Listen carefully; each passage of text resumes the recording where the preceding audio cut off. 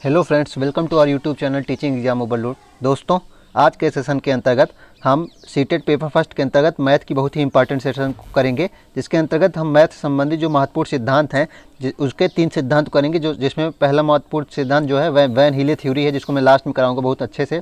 दूसरा है कि पामेला की जो एल्प्स थ्योरी थी वह सेकेंड है, और इसमें से पहली जो मैं पढ़ाऊँगा वो है जॉर्ज पोलियक का समस्या समाधान विधि। तो सेशन को शुरू करने से पहले हमारी एक रिक्वेस्ट है कि हमारे चैनल को लाइक करें, सब्सक्राइब करें तथा ज़्यादा से ज़्यादा शेयर करें। चलिए फिर बिना किसी देरी शुरू करते हैं। पहला बिंदु क्या है, इसमें पहला सिद्धांत जो है जॉर्ज पोलियक का समस्या समाधान सोपान। क्या है जॉर्ज पोलियक का समस्या समाधान सोपान? इसमें देखते हैं कि ये एक मशहूर गणितज्ञ तथा शिक्षाविद जॉर्ज पोलियो ने अपनी पुस्तक हाउ टू सॉल्व इट, जो कि सन 1945 में प्रकाशित हुई थी, में समस्या समाधान के प्रमुख 4 चरणों पर विचार किया था। तो जॉर्ज पोलियो ने जो समस्या समाधान विधि बताई उसमें 4 स्टेप बताए। पहला स्टेप क्या था, समस्या को समझे, अंडरस्टैंडिंग द प्रॉब्लम। दूसरा क्या था, एक योजना बनाए। दूसरा क्या था, योजना बनाना था, हमें प्लानिंग बनानी थी। पहला क्या था, प्रॉब्लम को समझे। दूसरा एक प्लानिंग बनाइए। तीसरा क्या है, उसको लागू करिए, इम्प्लीमेंटेशन करिए उसका। चौथा क्या है, उसकी जांच करना था, उसको पुनः जांचना था, उसका परीक्षण करना था। तो प्रश्न बनता है इसमें कैसे कि चारों स्टेप को क्रम से लगाने कहेगा। तो पहले क्या करेंगे, हम समस्या को पहचानेंगे। दूसरा क्या है, उसकी योजना बनाएंगे कैसे हल करना है। तीसरा उसको लागू करेंगे। चौथा उसकी पुनः सत्यापित करेंगे या पुनः जांचेंगे। चलिए इससे संबंधित प्रश्न देखते हैं। इसमें अगला बिंदु है समस्या को समझे कैसे। समस्या को समझे क्या है कि हमें क्या ज्ञात करना है या क्या पता लगाना है। इसमें पहले इसमें संबंधित होता है क्या निष्कर्ष तक पहुँचने के लिए दी गई जानकारी पर्याप्त है, इसको देखना पड़ता है। क्या प्रश्न की भाषा स्पष्ट है या आपकी समझ में आ रही है, या देखना होगा समस्या को समझने में क्या क्या आता है। क्या आप प्रश्न की भाषा को अपनी भाषा में प्रस्तुत कर सकते हैं। तो कुल मिलाकर इसमें क्या होता है कि आप क्या जो समस्या है, पहली बात तो आप समस्या को पहचान पा रहे हैं कि नहीं। दूसरा, आप समस्या को समझ पा रहे हैं या समस्या के बारे में मतलब समस्या की भाषा को समझ पा रहे हैं नहीं। तो ये 2 बिंदु जो है मुख्य रूप से समस्या को समझने में होते हैं। दूसरा है योजना बनाना, जो दूसरी विधि है उसमें क्या लगाया जाता है, उसमें क्या क्या किया जाता है, अनुमान लगाया जाता है। अनुमान कैसे लगाया जाता है कि योजना बनाने में अनुमान ही लगाया जाएगा ना, कि कैसे हमको क्रियान्वयन करना है, कैसे किस प्रकार से योजना बनानी है समस्या समाधान के लिए। तर्क शक्ति का प्रयोग करना है, सारणी बनानी है, जो हमारे पास जानकारियाँ ज्ञात हैं उनकी सारणी बनानी है। संभव हो सके तो चित्र बनाकर हल करना है, और पैटर्न की तलाश करनी है। हमें पैटर्न की तलाश करनी है। समस्या के समाधान में पैटर्न बहुत इंपॉर्टेंट हो जाता है। योजना क्रियान्वयन कैसे करते हैं, यह सोपान पिछले जो 2 सोपान हैं उनकी तुलना में आसान होता है, क्योंकि अब हम बनाए गए योजना को पटल प्रतिबिंबित करते हैं। इस चरण में हमें धैर्य और अनुशासन से काम करना होता है। फिर चौथा कौन सा होता है, सत्यता का परीक्षण करना। इस सोपान में हमें एक बार पीछे मुड़कर देखना होता है, अर्थात हमें यह जानकर प्रयास करना पड़ता है जानने का कि पिछले कार्यों को सटीकता से किया गया है कि नहीं। तो इसमें क्या होता है कि कार्यों को सटीकता से किया गया है कि नहीं, इसकी जाँच करनी पड़ती है। तो प्रश्न अगर बनेगा जॉर्ज पोलियो के जो कितने स्टेप बताएं, तो 4 स्टेप बताएं, और उनको क्रम से लिखना होगा। तो कैसे लिखेंगे, पहले हमें समस्या के बारे में पहचानना है समस्या को। दूसरा प्लानिंग करनी है, योजना बनानी है। तीसरा उसको लागू करना है, क्रियान्वयन करना है उसका, और उसके बाद पुनः जांच या पुनः सत्यापित करना है। अब हम देखते हैं इसमें इस प्रकार का प्रश्न आ गया है। चलिए देखते हैं। पहला प्रश्न है इसमें जॉर्ज पोलियो संबंधित। जॉर्ज पोलियो के अनुसार समस्या समाधान के 4 चरण हैं। यह चरण नीचे एक यादृच्छिक क्रम में सूचीबद्ध है। यादृच्छिक मतलब स्वतंत्र रूप से सूचीबद्ध है। इन्हें हमें सही क्रम में लिखना है। एक योजना पहले तैयार करनी है, योजना का अंजाम देना है, समस्या को समझे और पुनः जांच करें। तो थर्ड पहले आएगा। चलिए देखते हैं थर्ड कौन से पहले है। इसमें थर्ड कट गया, इसमें थर्ड पहले आएगा। ठीक है, पहले हमें क्या करना है, समस्या को समझना है। दूसरा क्या करना है, हमें एक योजना तैयार करनी है। तो थर्ड के बाद फर्स्ट आएगा। थर्ड के पास फर्स्ट किसमें, इसमें है। तो ऑप्शन नंबर सी इसका सही हो जाएगा। हमें पहले समस्या को समझना है फर्स्ट। सेकंड क्या करना है, एक योजना तैयार करनी है। थर्ड क्या करना है, योजना को अंजाम देना है। और फोर्थ क्या है, पुनः जांच करना है या सत्यापित करना है। तो ऑप्शन नंबर सी इसका सही उत्तर हो जाएगा। अगला प्रश्न इसी में है, देखते हैं जॉर्ज पोलियो संबंधित एक और प्रश्न। एक मशहूर गणितज्ञ जॉर्ज पोलियो की समस्या समाधान हेतु 4 चरणों की एक प्रक्रिया दी है। निम्न में से कौन सा चरण पोलियो के समस्या समाधान के चरणों में से नहीं, बताइए। समस्या को समझना, योजना को सुधारना, योजना क्रियान्वयन करना या पुनः जांचना। बताइए समस्या कौन सा नहीं है। समस्या को समझना है पहला चरण ही है, ठीक है। योजना क्रियान्वयन करना कैसा चरण कौन सा है, तीसरा है। पुनः जांचना कौन सा है, चौथा है। लेकिन योजना को सुधारना कोई चरण नहीं है। योजना बनाना है दूसरा चरण। तीसरा योजना क्रियान्वयन है। पुनः जांच में योजना सुधारने में ही पुनः जांच में ही देख लिया जाता है। तो ऑप्शन नंबर 20 का सही उत्तर हो जाएगा। अब चलिए देखते हैं, अब हमारा जो दूसरा सिद्धांत था कि पामेला लाइबैक की पुस्तक जो थी उसमें जो एल्प्स थ्योरी के बारे में बात की गई है, अब हम दूसरे सिद्धांत के बारे में चलते पढ़ते हैं। चलिए फिर देखते हैं इसको क्या कहा गया है।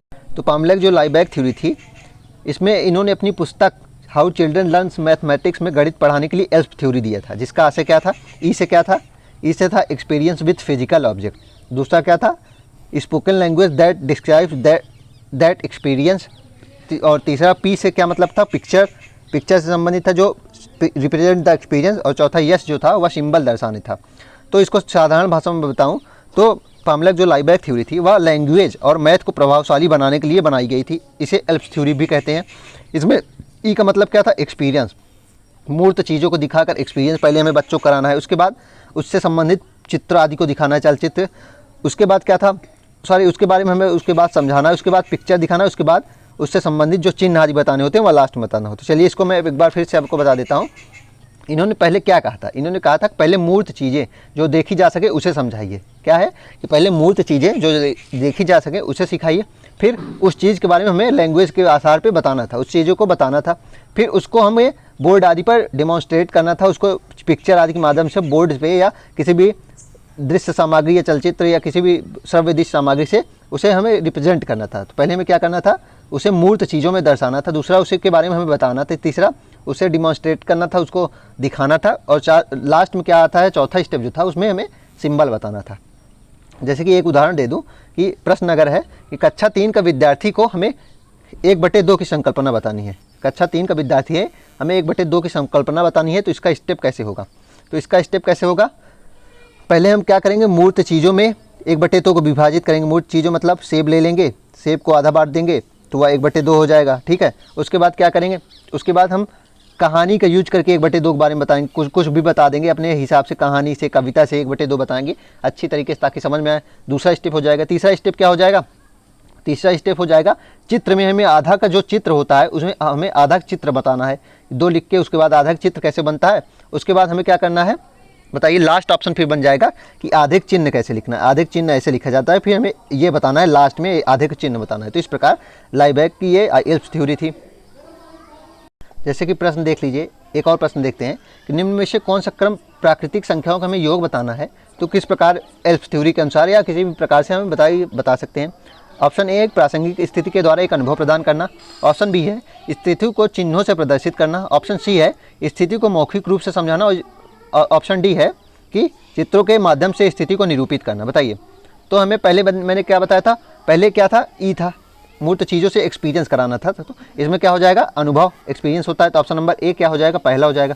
उसके क्या बात था, उसके बाद था रियल एल्प्स थ्योरी था ना, रियल क्या है, लैंग्वेज से समझाना, भाषा समझाना, तो इस स्थिति को मौखिक रूप से समझाना, ए और सी हो जाएगा। ए और सी किस में है, ऑप्शन नंबर बी में है।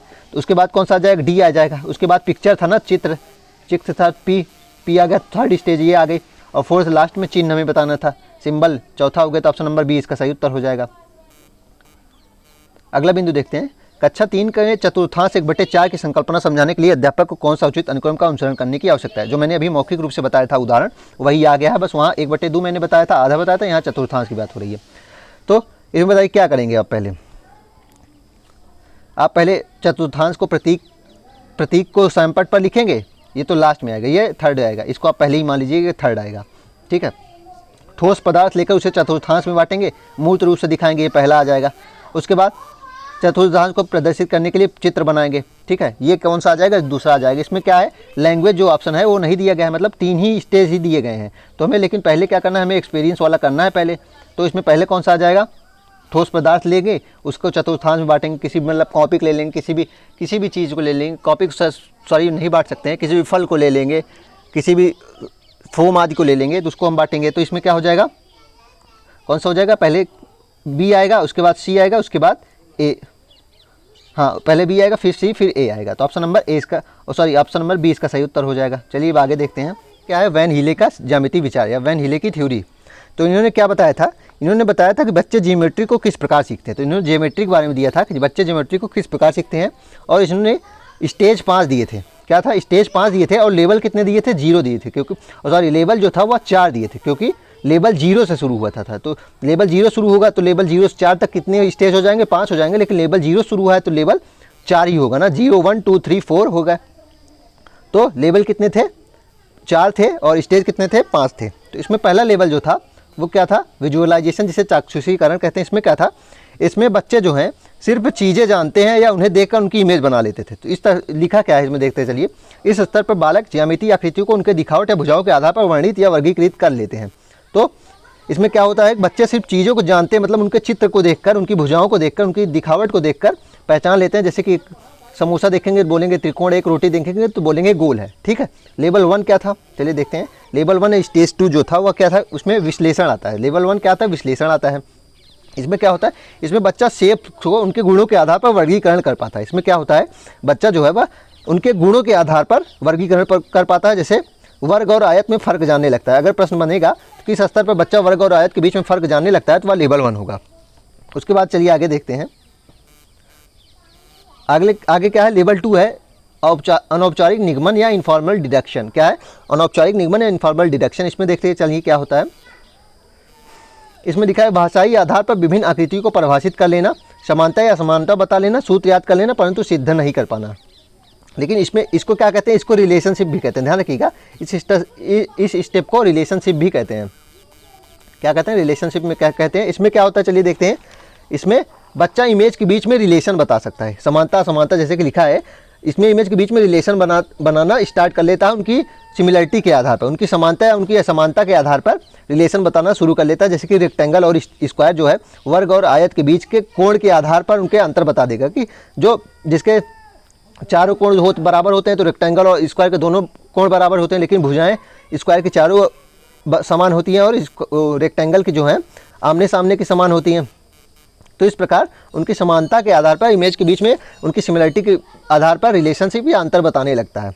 अगला स्टेप कौन सा है, अगला स्टेप है लेवल 3, जिसे हम औपचारिक निगमन कहते हैं। इसमें क्या होता है, तर्कपूर्ण तरीके से बालक विभिन्न आकृतियों की परिभाषाओं का निर्माण स्वयं से कर लेता है। तो इसमें क्या होता है, बच्चा फार्मूला और परिभाषा देने लगता है। क्या होता है, बच्चा जो होता है फार्मूला और उसके बारे में फार्मूला देने लगता है और डिफिनीशन देने लगता है। जैसे कि अगर स्क्वायर का फार्मूला पूछेंगे तो वह ए स्क्वायर बताने लगेगा, ठीक है। प्रमेय आधारित उसके बाद ज्ञान हो जाता है। और अगर रेक्टेंगल का पूछेंगे, आयत का पूछेंगे तो यल गुणे भी बताने लगेगा, ठीक है। अब देखते हैं आखिरी जो स्टेप है, लेवल 5, सॉरी इसमें नहीं लिखा गया। लेवल जो 4 होता है और स्टेज 5 होता है, वो कौन सा होता है, दृढ़ता होती है। उसको क्या कहते हैं, दृढ़ता कहते हैं। उसको एक्सियोमेटिक भी कहते हैं और उसको क्या कहते हैं, उसको रिगोर कहते हैं। क्या कहते हैं, उसको रिगोर कहते हैं। दृढ़ता, एक्सियोमेटिक, रिगोर, ये लेवल 4 और स्टेज 5 होता है। इसमें क्या होता है, बच्चों का जो ज्यामितीय चिंतन होता है वह खुद से चीज़ें बनाने लगता है। बच्चा का जो ज्यामितीय चिंतन का विकास होता है वह एकदम चरम पे हो जाता है, मतलब लास्ट स्टेज पे होता है और वह खुद से चीज़ें बनाने लगता है। अब इससे संबंधित कुछ और इंपॉर्टेंट बातें ऑनलाइन में मैं आपको बोल देता हूँ जो इसमें नहीं लिखा गया है कि या इसे ज्यामितीय विकास का मॉडल कहते हैं। इसे क्या कहते हैं, ज्यामितीय विकास का मॉडल कहते हैं, ठीक है। और दूसरा बिंदु क्या है, दूसरा बिंदु मैं इसकी ट्रिक बता देता हूँ। इसकी ट्रिक, इसके स्टेज को क्या याद करेंगे, पहले जैसे कि आप कहीं जा रहे हैं, किसी रास्ते में आपको कोई व्यक्ति दिख गया, आपको फिर क्या करेंगे, अगर आपको वह पसंद आ गया, आपको कोई व्यक्ति दिख गया तो आपका इंटरेस्ट है तो उसको क्या करेंगे, पहले विजुअल करेंगे ना, पहले उसको देखेंगे, ठीक है, विजुअल कर लिए। उसके बाद क्या करेंगे, उसके एनालिसिस करेंगे, उसके अच्छाई बुराई आदि को देखेंगे, उसके एनालिसिस करेंगे ना, उसका क्या अच्छा है क्या बुरा है। उसके बाद क्या करेंगे, जब आप एनालिसिस कर लेंगे तो उसके बाद आप उसके बाद रिलेशनशिप बनाने का प्रयास करेंगे। उसकी अच्छाई को आप देख लेंगे तो रिलेशनशिप बनाने का प्रयास करेंगे, ठीक है। उसके बाद क्या होगा, उसके बाद आपको याद करना है फॉर्मल डिडक्शन। उसके बाद फॉर्मल हो जाएंगे, थोड़ा सा पहले इनफॉर्मल होंगे, उसके बाद लेकिन थोड़ा फॉर्मल हो जाएंगे जब रिलेशनशिप बन जाएगा। फिर पांचवा क्या हो जाएगा, फिर पांचवें में आकर दृढ़ता आ जाती है। तो आपको कैसे याद करना है, पहले आप विजुअल करेंगे, किसी भी रास्ते में किसी भी व्यक्ति को देखेंगे, आपको अगर वो पसंद आ गया, उसके बाद उसका एनालिसिस करेंगे, उसकी अच्छाई बुराई गुणों को देखेंगे। उसके बाद रिलेशनशिप बनाएंगे, जो थर्ड स्टेप है जिसे इनफॉर्मल डिडक्शन कहते हैं। थोड़ा सा इनफॉर्मल रहेंगे आप, लेकिन उसके बाद क्या होगा, जब रिलेशनशिप बन जाएगा चौथा स्टेप क्या आएगा, फॉर्मल हो जाएंगे। और पांचवा क्या हो जाएगा, आपके अंदर दृढ़ता आ जाती है मतलब। तो चलिए फिर आज का सेशन यहीं तक समाप्त करते हैं। अब हम नेक्स्ट सेशन में किसी नए टॉपिक के साथ मिलेंगे। तब तक हमारे चैनल को लाइक करें, सब्सक्राइब करें तथा ज़्यादा से ज़्यादा शेयर करें। साथ ही एक और इंपॉर्टेंट बात है, अगर हमारे किसी भी सेशन की PDF प्राप्त करना चाहते हैं तो हमारे टेलीग्राम चैनल का लिंक जो है वो डिस्क्रिप्शन बॉक्स में दे दिए गए हैं। आप उसको ज्वाइन कर लीजिए ताकि आपको सारी सेशन की PDF मिलती रहे। चलिए धन्यवाद फिर।